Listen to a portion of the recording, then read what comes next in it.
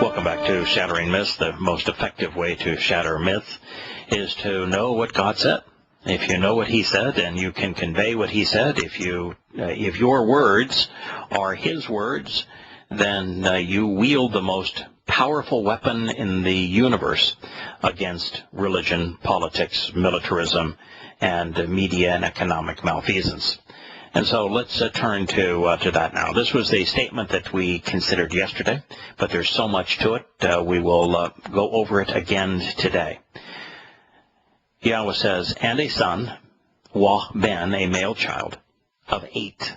This is from Shamanah, which is derived actually from shamin, which speaks of olive oil. So a son of 8 days, yomem, you should circumcise, mul. Now, we spent considerable time in yesterday's program talking about the stem and the conjugation that was applied to mul. And mul means you should cut off the foreskin. It was scribed in the niffle stem. Now, the niffle stem denotes a relationship which is genuine, but also passive. It's active as it relates to the object, passive as it relates to the subject. And it tells us that those who perform the circumcision, who arrange the circumcision, are passively benefited, while the children are actively benefited from this process. And then it was written in the imperfect conjugation that tells us that this not only instruction is going to continue throughout time, but that its benefits, both to the parents and to the children, are ongoing. So, and a son of 8 days you should circumcise for your benefit and for theirs. With regard to every, kol means all. That's all means. Male. Masculine. It is from zakar, which also means to commit to memory, to help remind. Throughout your dwelling places and generations, door. Whenever and wherever you might live. For those naturally born, yalid, those who are naturalized as a member of an extended family through natural childbirth in the home, be'ath, to remind us, by the way, that the covenant is based upon be'ath, the Hebrew word for home and family. And also those really wanting to be, kesep, those deeply desiring, strongly yearning, and passionately longing to be, acquired and included, miknah, purchased and obtained.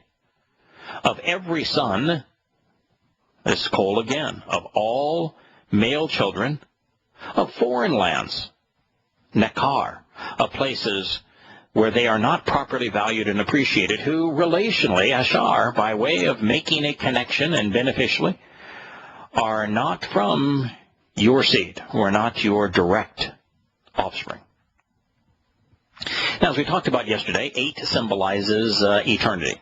That does in almost all languages and symbols, which is why the symbol for infinity and the numeral itself are so similar.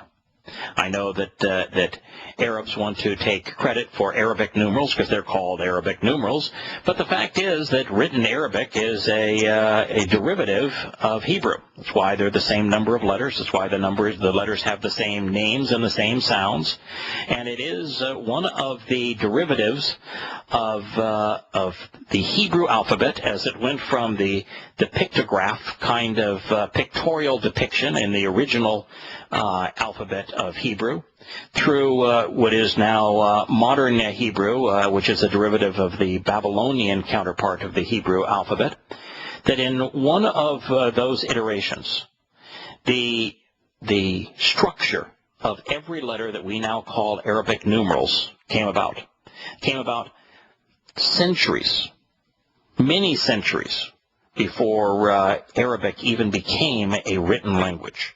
So they are Hebrew numbers, not Arabic numbers. And in those, the gah, which is the letter that was actually applied to the Gentiles, to Goyim. It's the letter that was actually applied to Gomorrah. It's the letter that was actually applied to Gaza. That letter was drawn in the shape of the numeral 8. And it's where we have subsequently, scientifically, obtained the symbol for infinity. Additionally, the Hebrew word for 8, shamonah, is based on shaman, which I have shared with you, which means olive oil. And throughout Yahowah's testimony, olive oil is used as a metaphor for the set-apart spirit because she enlightens us, nurtures us, anoints us, heals us, cleanses us. And the olive tree is not only native to Yisrael, it's one of the world's longest-lived trees. Lots of symbolism associated with 8. We ought not be surprised that we were designed by the author of life for this particular instruction, and that, as I shared yesterday, the 8th day is the perfect time to perform this very minor procedure. Excessive bleeding is minimized, as is infection, because human blood coagulates most effectively on the 8th day after our birth. Now, for those who have been paying attention, you probably noticed that this is the second time Yahowah has used zakar, male, in association with circumcision. Since the instruction is directed towards, albeit not exclusive to, young boys, literally ben sons, the reason for using zakar only becomes obvious when we study the word's etymology. Zakar means to establish in one's memory, to remind, to remember, to reflect, to recall, to memorialize something important so that it remains known. It also conveys the idea that truth can cleanse and purify, causing us to shine brightly and brilliantly. When we are enveloped in the set-apart Spirit's garment of light, we are cleansed and purified by her so we can radiate Yahowah's light. Moreover, each time that a parent bathes their son, they will be reminded of their commitment to raise him so that he also grows up to choose the covenant. Especially relevant here, there are two classes of individuals. We spent a considerable amount of time on this yesterday, but it is so very important to our understanding that I'd like to review this material. In fact, there is nothing. I'm not going to say there are very few things. There is nothing more important on this planet than understanding the nature of the covenant, how to participate in the covenant, the benefits of the covenant, who the author of the covenant is, what he wants, what he is providing, what he expects. Nothing is more important than this. So if we are a bit repetitive, I'm not going to make any apologies. There is no information in the whole of the earth more valuable, more beneficial to you than this. As I said yesterday, there are two different groups of individuals, two distinct types of people that can become part of Yahowah's covenant family. Abraham's direct descendants through Yishak, which means laughter, and Jacob, who became Yisrael, which means individuals who engage and endure with God. They are Yalid. They're naturally born into Yahowah's Beireth family. But since Yahowah has routinely promised that the benefits of the covenant would also be available to Goyim, which means people from different races and places, I would be one of those because I'm a mutt. I'm part Sioux Indian and part Irish, I think even Scotch-Irish. He has a provision for adoption. That's what kasap mikna means, those deeply desiring to be acquired and included from the nekar, the foreign lands.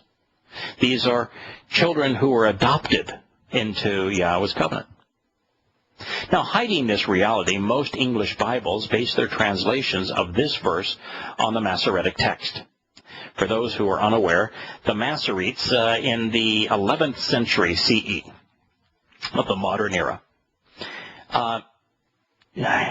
came up with a ruse.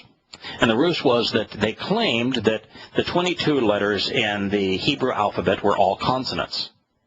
That's blatantly untrue. It's actually untrue with a commentary on Hebrew that has existed throughout the ages. Even Josephus firmly establishes that there are vowels in Hebrew.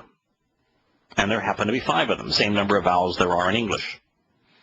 Of the 22 letters in Hebrew, 5 of them are vowels. The vowels are the aleph, which is the first letter, the ain, the yod, which is the first letter of Yahowah's name, the wah, which is the W in Hebrew, which is pronounced as it is in so many English words. If you just look up English words where in conjunction with a W you see an O, oath, own, owl, it goes on and on and on. There are hundreds upon hundreds of English words like that have an O associated with the W. And it's a O sound that the W makes in Hebrew. It's a vowel. And the hey. The hey is the letter that is the basis of Yahowah's name, the only one that's repeated twice. It is based on the verb haya, which has two of them in it, and it's the ah sound in English, a soft A. And so that's the reality. There are, amongst these letters, there are 5 vowels. Well, the Masoretes wanted the world to be dependent upon their vocalization, so they came up with this idea of diacritical marks to explain how to pronounce the words. And, what they did, for the most part, was just provide the same vocalization that the vowels would have already provided. But they made a few exceptions. And they made the exceptions on a system that was called the Shoah system. And the Shoah system is based on their corruption to Shiva, where they changed the pronunciation in words that weren't very well recognized of the W to a V in some cases, and the B sometimes even to a B.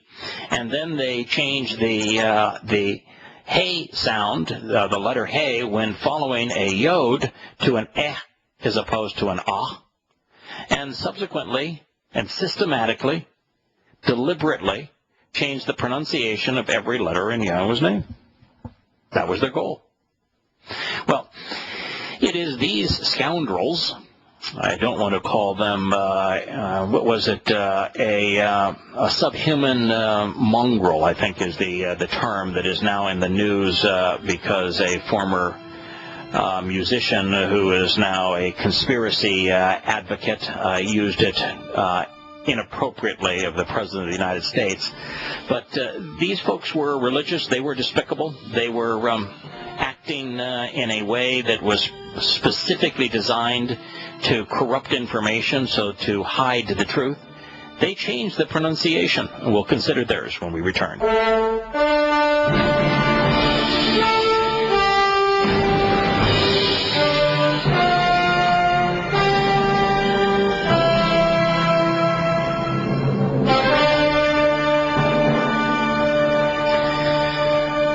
Welcome back to Shattering Myths. As I've shared, there is a distinction between what the KSP root of kasap actually means and the way that the Masoretes have vocalized the term that precludes most casual readers of being able to properly distinguish the group that wishes to be adopted into the covenant by their own desire, their own choice, or by their parents' choice, whether it's the deep longing of the parents or the deep longing of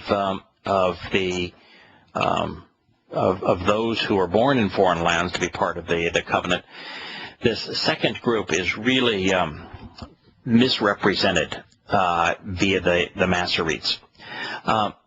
As I shared, kasap manak, if you look at it, it's the KSP root, which means longing.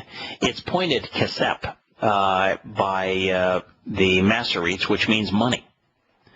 As kasap manak, the clause speaks of those who really want to be inquired and included. But as kesep, the order of things has to be reversed, and mikna kesep becomes a string of nouns, acquisition money, which is then twisted and corrupted to read purchased with money. And yet, while the kasap mikna, really wanting to be acquired and included translation, is more consistent with the covenant and more informative, the mikna kesep vocalization does address at least one aspect of adoption, which is that it's expensive. The parents really have to want to adopt because it's going to cost them. And they've got to put their money where their love is. And thus it provides us with two distinctive ways to be included in the covenant. Natural childbirth as a literal descendant of Abraham, and by choice through the adoption process. And thus both renderings are acceptable, at least when viewed from the proper perspective. By chance, should you have an aversion to adoptive parents who value a child more than the child's natural parents, purchasing a child, beware that that is how Yahowah adopts us. He paid the price for us to live with him as his children. This is what Passover, unleavened bread, and first fruits represent. He bought us, redeemed us, purchased us. Now, since both the kasap, really wanting and therefore choosing to be included, which speaks of the exercise of free will, and kesep, acquired with money, which speaks of the adoption process, provide valuable insights into the covenant, I was curious as to how the Masorete's opinion regarding vocalization managed to rob us of this perspective. How is it that their diacritical markings have come to be considered authorized, even inspired, while other equally valid options have been subsequently ignored? So I checked to see if the basis of Masorete, which is what the Masoretic text is based upon, could be found anywhere in the whole of Yahowah's Torah, prophets, and Psalms. And sure enough, we find Masorete written in Yahowah 20:37. Now, before we begin, you may be interested to know that this prophet's name, which has been crudely transliterated to Ezekiel, actually means God grows. Yahowah means God grows. What a marvelous insight. It's the reason that the universe exists, it's the reason that the covenant exists, it's the reason that life exists, is because through family relationships, through the experiences with his covenant children, God grows. It benefits him just as it benefits us. So it's a marvelous name for this prophet. The book begins with the word, the devar, of Yahowah to Yahowah.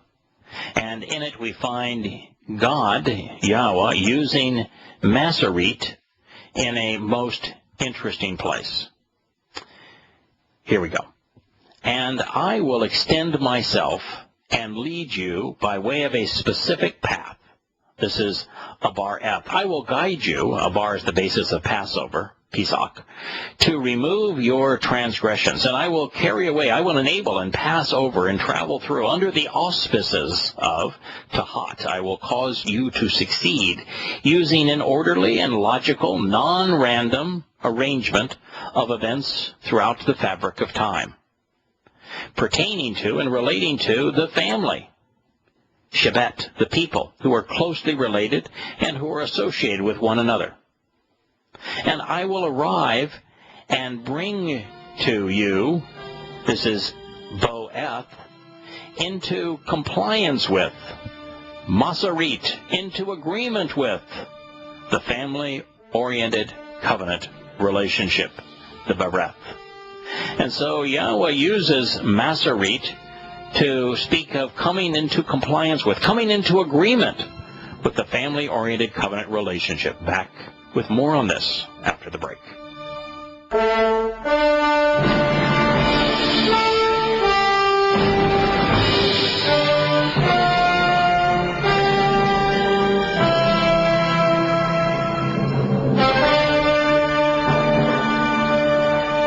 Shattering Myths, we were considering the story of how the Masoretes got their name, is determine whether or not Yahowah ever used the term Masorete, M-A-S-O-R-E-T. And come to find it, he does. It's used one time. It is appears in Yahowah, which means God grows, Ezekiel 20:37. And wow, what a fascinating statement. So here is Yahowah saying that I will extend myself and lead you by way of a specific path under the auspices of the family. And I will arrive and bring you into agreement with the family-oriented covenant relationship, with agreement being Masorete. Well, the reason that this just really trips my trigger, and I understand that this stuff probably means more to me than it may to some others, but hopefully over time it will mean as much to everyone as it does to me, and even more. God does have a specific path, and we as his covenant children are brought into compliance with the covenant and receive its benefits through this specific path. And there's only one path. That path begins at the doorway named Passover, which is why the path here was begun with a bar, which is the Hebrew word, particularly as a verb, to communicate the benefits of passing over. And so God's path begins at the doorway that's to his home and to eternal life. This Passover, it goes over the threshold that cleans our soul, removing the fungus of yeast from us, which is religious and political rebellion. Of matzah, unyeasted bread, and then we were adopted into Yahowah's family on Bokodim, which means firstborn children. This leads to Shavuah, which is where on the promise of 7, it's based upon Shabbat, which means promise in 7, but on the promise of the Shabbat, we are enriched with Yahowah's teaching and empowered by his Spirit. These are the first 4 steps along the way. These 4 steps not only provide the benefits of the covenant, but bring us into compliance so we can participate in the covenant and be saved. So God is saying, I'm going to personally extend myself to make this happen. Now, how did he do that? Well, in the 4th millennia of human history, after Adam and Chawah's expulsion from the garden, in year 4000 Yah, in 33 CE on our pagan timepieces, Yahowah, as in a diminished corporeal manifestation as Yahusha, became the Passover lamb. His soul then went to purchase us, went to redeem us, went to ransom us by going to Sheol, paying our penalty on matzah. And then on Bokodim, having his soul and Yahowah's set-apart spirit reunified so that he would be the firstborn of the firstborn children. That was the specific path. He himself enabled it. He himself did so for the family, which is what the covenant is based on. And he says, I will arrive and bring you into compliance. That was his 6th visit, his 6th advent, when he did these things in the 4th millennia of human history. And he brought us thereby into agreement with the family-oriented covenant relationship. Very few statements throughout the entirety of the Torah, prophets, and Psalms are more important than that one. So this is the one and only time that Masoret appears in Yahowah's testimony. Therefore, I find it especially revealing that it is usually translated bond or fetter. And that is because the Masoretes have associated with a car, which means to tie, to bind, and to harness, to attack, to obligate, and to imprison. What he's speaking here of binding is religion. In fact, the English word religion is based upon the Latin word to bind. It speaks of ligaments which are bound together. And so religion means to bind, to obligate, to harness. And here we find the Masoretes taking the same approach. Yes, religare is the Latin word meaning to bind, to tie, and to fasten. It's related to religio, which is the obligatory binds between man and the gods in Latin. So while the most common, although not most accurate translation of Masoret is bond, the primary definition of bond is to bind, which is the basis of religion, literally. The second meaning of bond is actually more appropriate in this context. It speaks of an affiliation, an affinity, a connection, a relationship, even a marriage union, all of which are consistent with the covenant. Even the tertiary definition is synonymous with the Bereth, the covenant agreement, because it speaks of an agreement, a promise, and a pledge. Therefore, Yahowah has told us that he will not only lead us by way of a specific path, he himself engaging as the leader, shepherding us along this path, but also that his path includes a promise to masorete, put us into agreement with and to compliance with the terms and conditions of his Bereth, family-oriented covenant relationship. He is speaking of the forgiveness of sin, which results from our observation of Pesach and Matzah, Passover and unleavened bread, ultimately leading to reconciliations and shelters where we are invited into God's home. And yet rabbis, calling themselves masorete, have usurped this promise and have insisted instead on binding Jews to their rules and to their religion. Now this passage from Yahowah, Ezekiel, God grows, and the one before and after it from that we have considered from Reshith, Genesis, they provide us with a window into the translation process which we'd be remiss for not considering. With kasap versus kasep, both vocalizations and definitions were consistent and insightful. So we considered both of them. And I think we're challenged to do that throughout our study, throughout this process of observation, this close examination and carefully considering of Yahweh's testimony. With masorete, the notion of being in compliance or in agreement fits, while bond and bind does not. So in the case of masorete, we should translate the term correctly in accordance with the context of the discussion, while taking the time to consider that a choice is being presented, one with significant consequences. For example, to be in agreement with the covenant or being bound to religion are the opposite choices, but both choices are available to everyone on earth. The vast preponderance choose to be bound to a religion. They call themselves religious.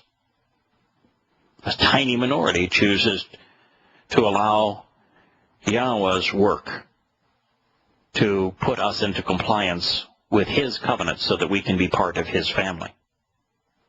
So many words in Hebrew have this dichotomy of meanings, where one meaning versus the other applies depending on your attitude, your perspective, your relationship with God.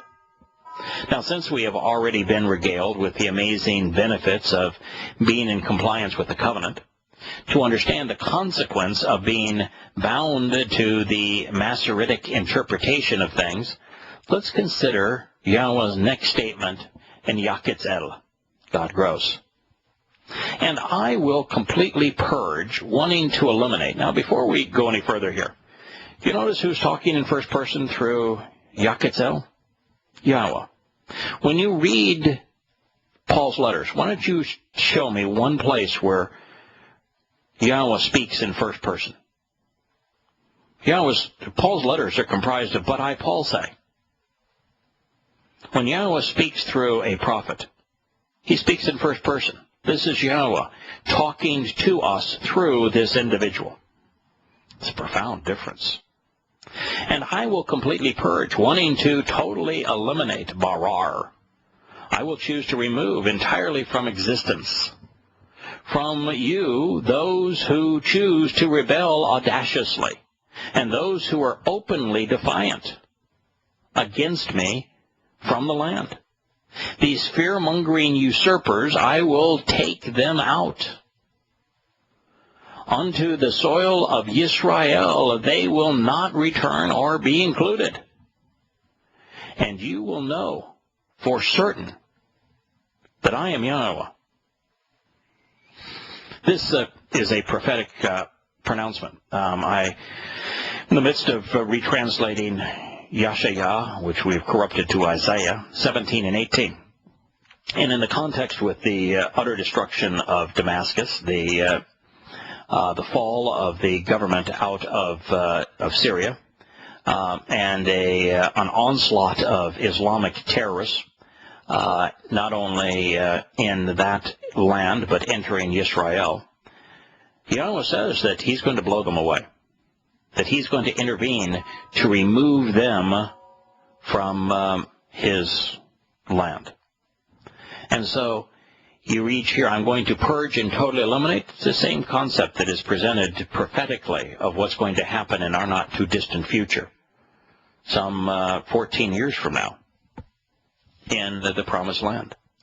There can be no greater rebellion than Islam. It's audacious. In Islam, Allah is modeled after Satan. Every aspect of Allah's character is identical to the character that is presented as Satan. Even Allahu Akbar, Allah is greater, was the reason Satan fell. Those who are openly defiant, you can't be more defiant than Islam.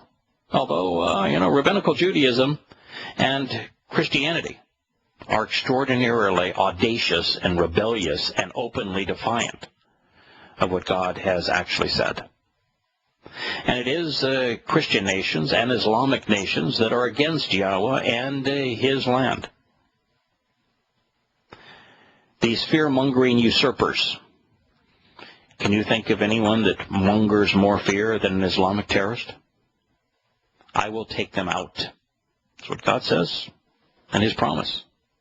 On the soil of Israel, they will not return. They will not be allowed to stay. God's going to blow them away. And you will know for certain that I am Yahowah.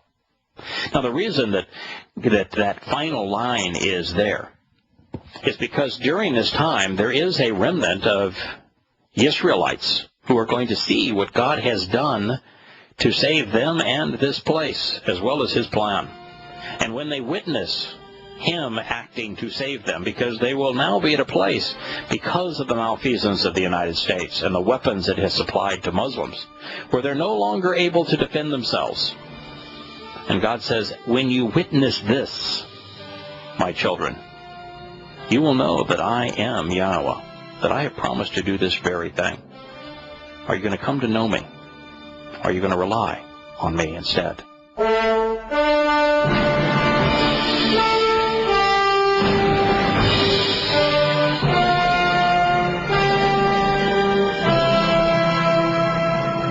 Welcome back to the final segment of Shattering Myths for today. Well, it is obvious that the people that Yahowah is purging from his land are primarily Muslims, and I know that because this is Yahweh Ezekiel. Through him, Yahowah is talking about the same time and the same event that he has detailed in his prophecy through Yahshua, Isaiah, and having been so close to that recently, I know that's who he's talking about, at least initially. I think secondarily, the United States goes berserk, and we actually are the impetus behind the second phase of that war that killed so many people. But that's not to say, and I don't want to leave the impression that God's only foe is Islam, because that's just not even remotely true. He is equally disgusted by Christianity, and as well as rabbinic Judaism, as well as also socialist secular humanism. Although I would suspect considerably less bothered and less annoyed by socialist secular humanism, because they don't claim to speak in his name. They elevate man to the highest form of existence, and they elevate certain individuals to the point of being enlightened, but there isn't no one pretends to speak in his name. They just diminish his role in the universe. Now, specifically to the rabbinical types, the religious Jews, who are not going to witness the return of Yahowah, they will be also expunged from the land. God said that they were hate mongers, those who promote hate. Well, there's a statement that Yahowah makes specifically of religious Jews that is that would bring them into to this. Now, I'm going to tell you that the hate that is promoted by religious Jews is vastly less than what we witness on the enraged faces of Islamic jihadists. But nonetheless, it is there. And so Yahowah wrote in through his prophet Yahshua, salvation is from Yah 29. This is from 13 and 14. And Yahowah said, indeed, currently these people approach me with their open mouths and with their lips to honor me, but their hearts are far away and separated from me. The fear of me can be likened to a man-made human commandment which has been taught. Therefore, behold, As for me, I am about to add a marvelous work among the people, a truly wonderful and miraculous event, destroying the cleverness of the shrewd, and the insights of their teachers will vanish, ceasing to exist. So when the land of Israel is wiped clean by Yahowah, when the disease of religion is expunged from God's home, the fear-mongering usurpers that are going to be taken out are going to be more than just the Muslim marauders who have chosen to destroy the place. It will also include the Christians who have poisoned so many minds, and also religious Jews. And based upon the commentary that is in Yeshaya 18, I suspect also the superpowers of the world, and most especially the secular humanist nature of America, with the fastest growing religion for many years now, has been socialist secular humanism. So by examining this unique statement in Yaquetzal, and knowing that God has a plan, that he personally is going to engage as Yahowah to lead us along the path to our salvation, so that we will be in compliance with the covenant and therefore could be adopted into God's family and live with him, and that he himself is playing that role. We see God's disdain for religions as a whole, for Christianity that completely ignores all of that and even is in conflict with it, and Rabbinic Judaism that won't even say his name or ever discuss his role in the salvation of his people. And of course, Islam, that is a religion conceived by the adversary to oppose everything that God holds dear. That God is disgusted by all of these things, and as he once encouraged his people to do, which was to eliminate the diseased rats filled with this deadly bubonic plague of religion from his home, he himself is going to do it to this time. When we experience the 1,000-year celebration of a time to live with Yahowah along the lines of what was enjoyed in Eden, we will find that there will be no religion to look upon. There will be no religious artifacts, no politics, no militaries. The same will be true for eternity. That's what's going to make it heaven. I thank you for listening. I look forward to being with you at this time tomorrow. May God bless.